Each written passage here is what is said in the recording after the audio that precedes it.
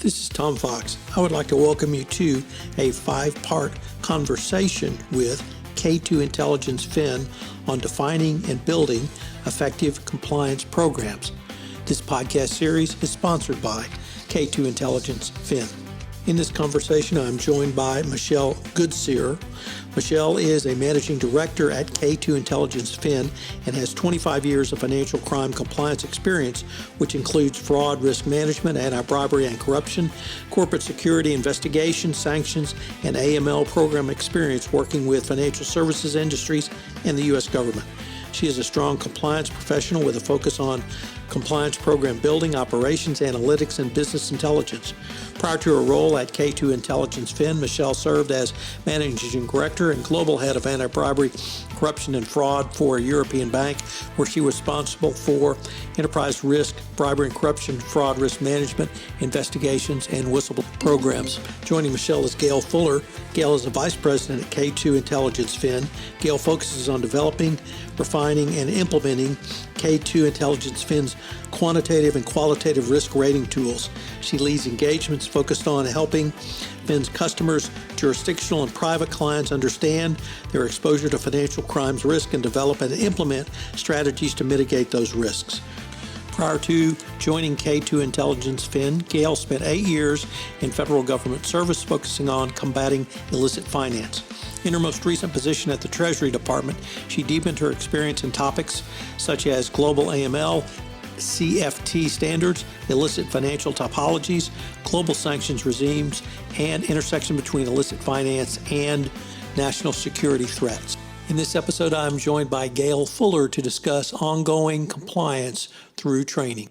Hello, everyone. This is Tom Fox, back for another episode in our 5-part series. Today, I'm joined by Gail Fuller, and we're going to look at some ongoing compliance issues, specifically around training and culture. Gail, first of all, welcome, and thank you so much for taking the time to visit with me today. Thank you, Tom. I really appreciate the opportunity.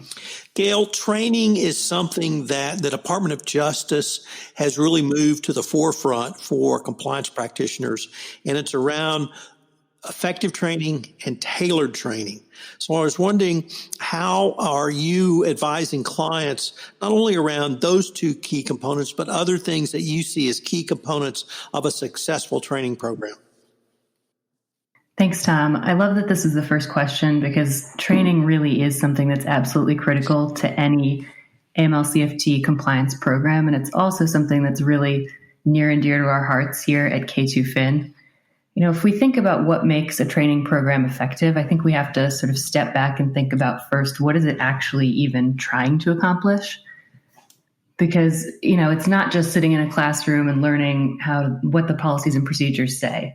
It's broader than that. It's really trying to raise awareness of the content of those policies and procedures, but also of obligations and responsibilities that compliance personnel have. And it's designed to operationally embed compliance really at all levels of an organization to reinforce a culture of compliance, again, throughout the organization. So to do this effectively, you know, training programs should have a few different key characteristics, some of which you touched on in your question. You know, first of all, I think they need to be comprehensive in a couple of different ways. They need to be comprehensive in terms of the subject matter that they cover, and they need to be comprehensive in terms of the employees that they reach. Training needs to start really at the very top of an organization so that we can build that culture of compliance at the board of directors level and in the C-suite with the executives. And it needs to thoroughly cover all 3 lines of defense. It needs to cover the lines of business themselves, the compliance department, and the audit function. Really, every single employee in a bank needs to have at least a basic level of awareness of AML-CFT issues, and there should be a community of kind of deep experts among the compliance staff themselves. And because we want to get that comprehensiveness of covering really everyone in the bank, we want to make sure that we're tailoring our training. We have to tailor it to the audience and their roles within the institution. Because, for example, a member of the board is going to have a lot different needs when it comes to training than an auditor is going to have. So we need to think about tailoring specifically to the audience, which means having a multi-level training program that specifically thinks about the roles of the people who are participating. And then training also needs to be tailored in another sense. It should be tailored to the financial institution itself and its risk profile. If you have a major global bank that's doing dollar clearing and providing correspondent services, that's a hugely different risk profile than if you have a community bank focused on mortgage lending to clients within their community. And so there's not any such thing as a one-size-fits-all compliance training program. It really does need to be tailored. And then we talked about effectiveness. Can't just be a check-the-box activity. This shouldn't be a library of PowerPoint decks that just sit on the shelf collecting dust. When we talk about embedding in the compliance process, when we talk about embedding compliance in the policies and procedures and in the day-to-day processes, that's where we need to think about effectiveness. And demonstrating effectiveness really comes down to things like testing and certification. You have a training program, but you have to check and make sure that people are getting out of it what you need them to. So you need to think about testing them, certifying them, creating accountability mechanisms, and corresponding corrective actions. And then lastly, I think training does need to be continuous. The risk profile in the world is always changing, as we've talked about a lot during this series in light of the current pandemic situation. Threats and risks are always constantly evolving, and so our training needs to be as well. It needs to be continuous and it needs to be up to date. So I think those are some of the key things that we really look for in a training program to be effective. Gail, one of the ongoing discussions, debates, and questions within the compliance community is what's the best way to deliver training, recognizing you may have a multinational organization of literally thousands of employees across the globe, different languages, different cultures, different skill sets, some who may have access to a computer and some who may not.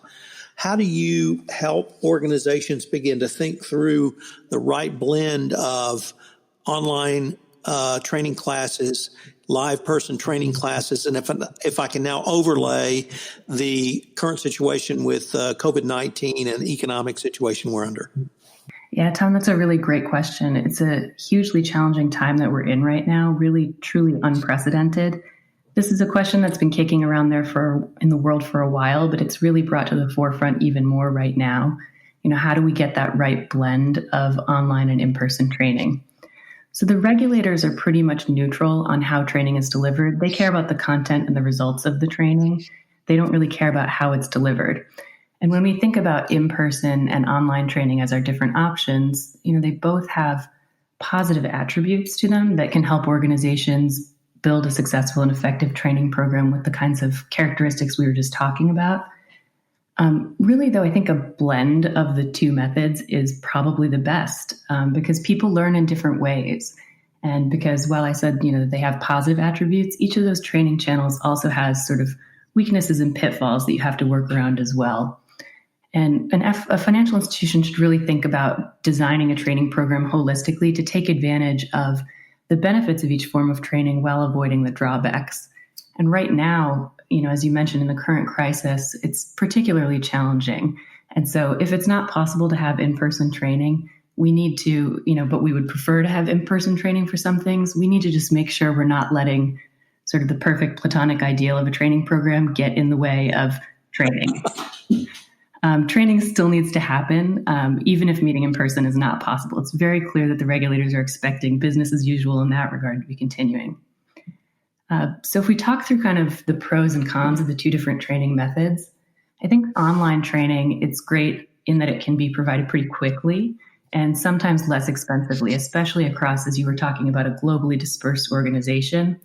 And it can also be developed to kind of quickly react to changes in a regulatory policy or to the risk environment. So developing kind of an online training that is responsive, for example, to the current situation and the current threats we're seeing. I mean, some of the downsides, though, when we're thinking about online training are trouble engaging with material and trouble engaging with the audience. I think to a large extent that can be mitigated through course design, and it's something we're thinking through a lot right now at our organization. It can be a little more challenging to engage with the audience and the participants, and it can be a little more challenging to really tell if they actually are engaged. I think to a large extent this can be mitigated, though, through course design. And this is something that we've been thinking about a lot at K2Fin recently as we've been developing our own online training platform called Dolphin. And kind of key to keeping people engaged in the online area is things like a mix of different learning modalities and finding ways to make sure that participants can still interact both with each other and with the faculty. and to collaborate and work through real-world examples. If we think through in-person training, obviously it's much easier to make it interactive, but it can be expensive, especially in those global financial institutions where you're talking about having people fly in from around the world. It can be logistically complicated, and it can take employees away from their desks and their roles for really days at a time, which sometimes isn't ideal. So again, to leverage the right mix, and again, we're talking about in an ideal world where we could have the mix that we want and not in the world we're living in right now, where in-person training is really a difficult thing to achieve. We would think about having a preference for in-person training, in particular for new employees as we're onboarding them into their new roles, and for introductory and role-specific training, specifically for those in the second and third lines of defense, the compliance and audit functions. And then for advanced and case study-based materials where you're really trying to build kind of a interdisciplinary cadre of experts within your institution. And then we think about virtual and online training as being a good match for role-based refreshing training or continuing education kinds of training. So again, this is in the ideal world how we think about the mix, but in the reality that we're living in right now, making it work with online training is something that we're thinking about a lot, and how to make that interactive, how to make it effective. Gail, once the training is complete, how can entities and companies ensure their teams are able to report issues up through the organization? So I tend to think about this and the reporting kind of in two different pieces. The first is inward facing and governance focused, and then the second is more outward facing and focused on the interactions that the financial institution has with its regulators. When we're thinking about that first group, the internal governance, what we mean is things like making sure that the compliance function is independent, that it's empowered, that it's adequately resourced, that there's a clear chain of command that is appropriate and that allows us to escalate things in a transparent way, and that everyone is really clear on what their roles and responsibilities in the system should be. So, a particularly important component of this is the whistleblowing mechanisms and really any sorts of systems and structures that allow employees of the bank to really elevate their concerns with anonymity or confidentiality as appropriate. It's a key part of a compliance program. And it's actually industry best practice to have as many as three different reporting lines in place. The first being just taking your concerns directly to your supervisor, which hopefully everyone sort of feels comfortable doing. The second being through kind of those whistleblowing mechanisms I mentioned, which would be an internal, anonymous, or confidential way to report concerns. And the third would be through fully external reporting, like an outside law firm. Another really important piece of the governance puzzle in this respect is the need to have feedback mechanisms in place. So when concerns are being raised, even if they're being raised in an anonymous or confidential way, making sure that when appropriate, they get back to the board and to senior management so that something can be done about them. And so that there could be analysis done to identify when there might be patterns in the concerns that are being raised. If we shift gears, though, and talk about kind of the externally facing elements of reporting when teams are making filings with regulators, the elements of internal governance that I just talked about remain really important, but there's kind of a few other things to highlight as well. We need to have processes to ensure that we're cautious, but also forward-leaning on reporting. We don't want to be doing tons of defensive filing, for example, of suspicious activity, but we do want to be making sure that we're not missing things at the same time. And that's obviously a really, really challenging balance to hit. We need to be making sure that we're hitting deadlines and meeting requirements, particularly around the filing of suspicious activity reports. And we need to be able to have systems in place that can detect and rapidly help us to adapt if we're falling behind on our obligations. Gail, unfortunately, we are near the end of our time today, but I hope our listeners will join us tomorrow where we conclude our 5-part series, where we take up one of my favorite topics, that veiled land of the future, what's next on the horizon. I look forward to continuing the conversation. As do I. Thanks, Tom. I would like to thank you for joining this episode of my conversation with K2 Intelligence Fin, defining and building effective compliance programs. I hope you'll join us again for our next episode. This podcast series is sponsored by K2 Intelligence Fin and is a special production of the Compliance Podcast Network.